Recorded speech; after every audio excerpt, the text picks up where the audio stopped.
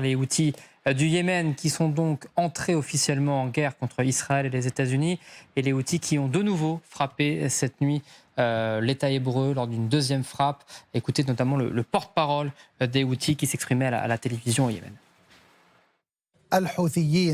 Pensez-vous que fermer le détroit de Bab el-Mandab fait partie des options sur la table ? Il est certain que cela fait partie des options à notre disposition, car le problème est lié à l'escalade israélo-américaine. Vous devez certainement suivre les préparatifs américains et les discussions concernant une intervention terrestre. Le détroit de Bab el-Mandab doit faire partie des endroits qu'il faudra surveiller. Une nouvelle menace donc qui plane sur le commerce mondial. Brandon Wared, vous nous avez rejoint car fermer ce détroit de Bab el-Mandeb, ça pourrait être une véritable catastrophe pour le commerce maritime. Effectivement, bonjour Quentin. Vous savez, hier à la même heure sur ce plateau, on en parlait, on se posait la question, quelles seraient les répercussions sur ce détroit ? Vous avez la réponse, on vient de l'entendre à l'instant avec le porte-parole des Houthis qui annonce la couleur. Ce détroit de Bab el-Mandeb, regardons-le, endroit ô combien stratégique parce que c'est l'accès à la mer Rouge, le canal de Suez et la mer Méditerranée, avec un chiffre qui donne quand même le ton. Jusqu'en 2023, parce que depuis il y a eu les attaques répétées des Houthis en mer Rouge, regardez, c'est 12% du trafic maritime mondial qui transite par ce bras de mer, 75% des exportations européennes. Alors on va s'arrêter quelques instants, si vous le voulez bien, sur une carte. La voici. Regardez l'Arabie Saoudite, quand on prend un peu de recul, on voit deux façades maritimes, l'une sur le golfe Persique, l'autre sur la mer Rouge. Alors depuis le début de la guerre en Iran, le pays récupère une partie du pétrole bloqué dans ce golfe Persique pour l'acheminer de l'autre côté. Grâce à quoi ? Cet énorme oléoduc, 1200 km de canalisation. Et donc, il y a des chiffres conséquents. On a cette production qui augmente de ces barils de pétrole. Regardez, 3,4 millions par jour. C'était au début du mois de mars. Jusqu'à cette semaine, plus de 5 millions de barils de pétrole. Alors, c'est une solution incomplète, mais une solution, pour l'instant, efficace. Merci beaucoup, Brandon Wared. Jean-Paul Chagnolo, est-ce que la fermeture, en tout cas l'entrée en guerre des Houthis, on le voit, cette menace qui plane sur ce nouveau détroit, est-ce que ça rebat encore une fois un peu plus les cartes des rapports de force entre d'un côté les Iraniens et leurs proxys et de l'autre Israël et les États-Unis ? Oui, bien sûr, à la condition qu'ils mettent leurs menaces à exécution. J'ai l'impression, comme ils ont eu il y a eu toute une série de contentieux ces derniers temps, et ils se sont mis d'accord, et donc j'ai l'impression que les Houthis se sont un peu retirés de cette affaire, et qu'ils ne veulent plus faire ce qu'ils ont fait il y a encore quelques mois, c'est-à-dire bloquer ce détroit de Bab el-Mandeb. Donc c'est une menace qui plane. Ils ont envoyé, je crois, un ou deux missiles sur Israël, donc ça, évidemment, ça reste. Mais j'ai l'impression qu'à l'entendre, par exemple, et ça veut rien dire, c'est juste une déclaration, mais il y a une menace qui plane, mais je suis pas certain que ça passe à l'acte. Mais évidemment, c'est une possibilité, et ça montre à quel point... quand on disait que l'Iran était isolé, finalement, l'Iran est isolé, mais il y a aussi le Hezbollah, il y a aussi la Russie, il y a maintenant peut-être les Houthis. Finalement, l'Iran a malheureusement des capacités de résistance très fortes. Voilà, c'est tout. Je ferai l'hypothèse dans les prochains jours qu'on n'aura pas de problème à Bab el-Mandeb, mais dans les prochains jours, après, je n'en sais rien. Alors justement, c'est très intéressant parce que vous dites pour le moment, ce ne sont que des menaces, mais rappelons quand même que l'Iran aujourd'hui, officiellement, ce ne sont que des menaces, puisque le détroit est officiellement ouvert à quelques bateaux.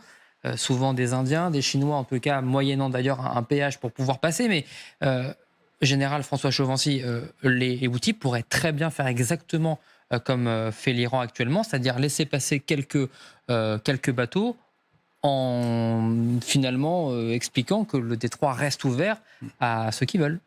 Tout est possible, mais c'est vrai que je rejoins ce que vous avez dit. Est-ce que ça s'approche plus d'une menace relativement en l'air, je dis relativement, qu'une menace vraiment tout à fait crédible. Maintenant, ça pose une autre question. C'est l'implication de d'autres États dans cette guerre, d'une manière peut-être dérivée. Je rappellerai qu'il y a une mission Aspides européenne qui est chargée de protéger tous les navires qui circulent dans ce détroit, mais d'une manière défensive surtout. Nous n'attaquons pas les Houthis, surtout pas. On fait attention, c'est ce que font les Américains et les Britanniques. Par contre, donc vous avez avez cette escorte de convois permanente ou de navires. Et alors, est-ce qu'il y a encore des navires actuellement? On a envoyé une frégate, nous, Français, il y a pas si longtemps, donc elle doit être sur place. Mais en revanche, il y a très peu de navires européens représentés. Et la question est, finalement, vous avez parlé en gros d'engrenage tout à l'heure, je prends un terme que vous n'avez pas utilisé, mais c'était ça, à mon avis, ce que vous vouliez dire. L'engrenage est potentiellement réalisable dans la mesure où si nos lignes de communication économiques sont mises en danger, et qu'on voit que les Houthis prennent vraiment la direction du soutien à l'Iran, que feraient les Européens? Est-ce qu'on va pouvoir accepter finalement cette menace permanente qu'on a réussi à résoudre plus ou moins bien, et donc on est aussi dans cet engrenage, nous impliquer dans la guerre un peu, d'une manière indirecte, mais c'est un peu comme les États arabes. Vous l'évoquiez tout à l'heure, les États arabes aujourd'hui. Moi, j'ai du mal à comprendre qu'un État, même je peux en comprendre des conséquences, qu'un État qui se fait attaquer tous les jours alors qu'il n'a pas déclaré la guerre, notamment à l'Iran, qu'il n'y a pas que des enceintes militaires qui sont attaquées, mais que des enceintes, des infrastructures civiles sont attaquées. D'ailleurs, personne ne dit rien. Finalement, ça se passe très bien, et les États arabes ne réagissent pas. Donc c'est vrai qu'il y a tellement d'implications derrière, la notion d'engrenage est d'éviter d'y arriver, mais il y a un moment donné, si les Iraniens continuent leur course en avant, leur fuite même en avant, est-ce qu'à un moment donné, on ne sera pas contraints les uns ou les autres à prendre des décisions beaucoup plus fortes, parce qu'on ne peut pas accepter non plus de se faire agresser d'une manière ou d'une autre? Alors justement, quand vous parlez de menaces, ça veut dire que les Houthis cherchent quelque chose. Michel Derzhansky, que cherchent les Houthis? Est-ce que c'est juste un appel de l'Iran, ou au contraire, est-ce qu'ils veulent aussi tirer leur épingle du jeu, peut-être moyennant finance, je ne sais pas, mais que cherchent réellement ces rebelles aujourd'hui? Moyennant finance, ça c'est certain. Après, aujourd'hui, comme l'a dit Jean-Paul Chagnolot, il y a quand même eu des accords avec les Houthis. Alors aujourd'hui, jusqu'où veulent-ils aller? Comment peuvent-ils y aller? Parce qu'ils ont quand même été très réprimés, et par les Israéliens et par les Américains. Puis il y a eu ces accords. Donc je pense qu'aujourd'hui, ça va dépendre peut-être aussi du lien intrinsèque très fort de l'Iran sur les Houthis, et quels seront les intérêts des uns et des autres, jusqu'où peut aller la convergence ou la divergence sur certaines actions. Maintenant, je pense que c'est là où ça va se jouer. Mais dans cette affaire-là, je pense qu'il y a des leçons que nous rappelait Pierre Asner, un grand géopolitologue et historien, qui rappelait au moins deux choses. Une, c'est que les Américains, autant ils acceptent la violence à l'intérieur des États-Unis, autant ils la tolèrent très peu à l'extérieur. La violence exogène, c'est ce qu'on est en train de voir. C'est la question de est-ce qu'on va envoyer des troupes ou pas. Et que ça joue sur la politique américaine. Et la deuxième chose, c'est ce qu'il rappelait, c'est ce que disait Raymond Aron. C'est-à-dire que là, les Israéliens et les Américains sont dans une posture où ils n'ont qu'une seule possibilité, c'est gagner. Alors que pour les Iraniens, il suffit de perdurer et peut-être d'arriver à un mauvais accord, ils auront gagné politiquement. Et toute la question, elle se joue là aussi. Et pour les Occidentaux, ça envoie des signes aussi sur nos zones de confort. Est-ce qu'on veut préserver nos zones de confort par rapport à nos valeurs? C'est la même question qui s'était passée avec l'Ukraine. Et je crois que de plus en plus, on est en train de se rendre compte, et le monde est en train de se poser la question de... On a des fois des pays qui, effectivement, sont des pays totalitaires, autoritaires, etc., mais il y a de l'efficience. Et que nous, les démocraties, non seulement on est liés, et c'est normal, c'est le fond de nos démocraties, à l'opinion, à nos zones de confort, et jusqu'où on est prêt à conserver ces zones de confort, cette zone de confort d'opinion aussi par rapport aux valeurs qu'on rehausse très, très haut, puis qu'on rabaisse, et que ces compromis, à moyen terme dans les relations internationales, ça peut aller contre, aujourd'hui, le petit, je dirais...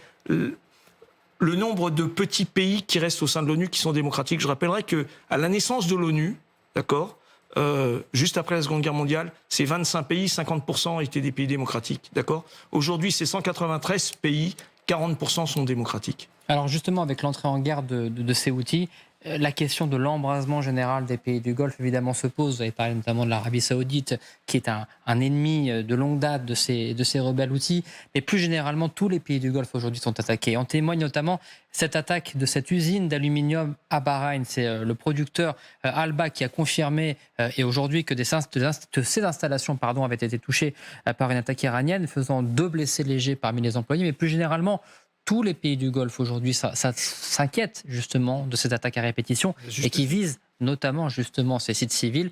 Notre envoyé spécial Antoine Bourdarias à TF1 LCI sur place nous raconte un petit peu cette inquiétude à ce sujet.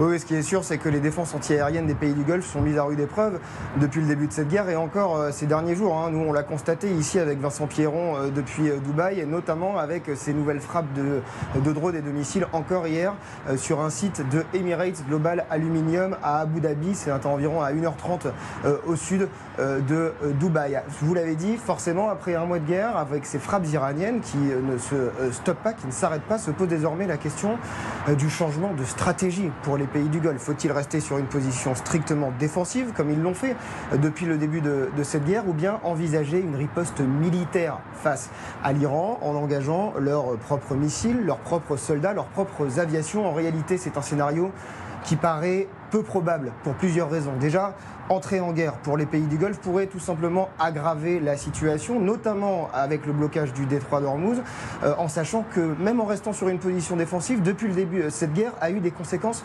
catastrophiques déjà sur leurs économies. Et puis, enfin, entrer en guerre, cela signifierait mettre fin à cette image de stabilité, de prospérité sur laquelle ont été bâtis ces pays du Golfe. Sorour Kasmaï, est-ce que, à force de ces coups de butoir, l'Iran ne va pas finalement réussir ce qu'elle veut, en tout cas un de ses objectifs, étendre le conflit à tous ces pays du Golfe? C'est ce qu'il est en train de réussir, le régime islamique, c'est-à-dire d'exporter de plus en plus le conflit pour qu'il ne soit pas concentré sur lui, sur le terrain. Donc on a vu dans un premier temps le détroit d'Ormuz comme une carte maîtresse parce que c'est l'aspect économique. Aujourd'hui on parle de Bab el-Mandeb qui est à mon avis l'autre carte maîtresse chez le régime, pour le régime islamique. Et je ne pense pas que les accords avec les Houthis soient, parce que les Houthis restent quand même, sauf preuve du contraire, restent quand même des proxys de ce régime qui ont été financés, nourris, etc. Et c'est pour ça que peut-être ils sortent aussi du silence. Mais aussi le terrorisme, c'est aussi une carte qui peut nous concerner ici en Europe. Mais je voudrais revenir parce que il y a 3 jours, plusieurs aciéries iraniennes ont été frappées lourdement. La sidérurgie, la grande usine sidérurgique d'Ispahan a été frappée. Et ce sont des réponses à ça ? De ciment ont été frappées, des usines d'eau lourde aussi, de yellow cake, etc. Donc, toutes ces infrastructures frappées, l'Iran, enfin le régime islamique a averti qu'il ferait de même. C'est pour ça, je pense que l'usine d'aluminium est une réponse à ça.